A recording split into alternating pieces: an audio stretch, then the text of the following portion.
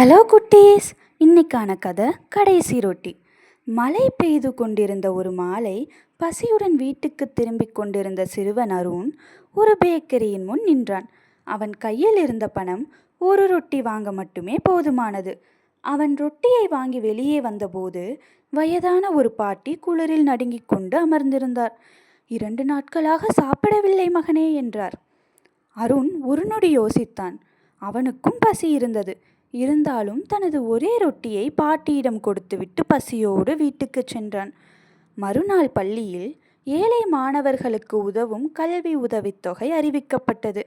அதற்கான தேர்வில் அருண் தேர்ந்தெடுக்கப்பட்டான். சில நாட்கள் கழித்து அந்த உதவித்தொகையை வழங்க வந்த நிறுவனத்தின் தலைவருடன் ஒரு வயதான பெண்மணி வந்தார். அவர் வேறு யாருமல்ல, அந்த பாட்டிதான். அருணின் கருணையை பார்த்த அவர் தனது நிறுவனத்தின் மூலம் அவனது முழு கல்வி செலவையும் ஏற்றுக்கொண்டார்.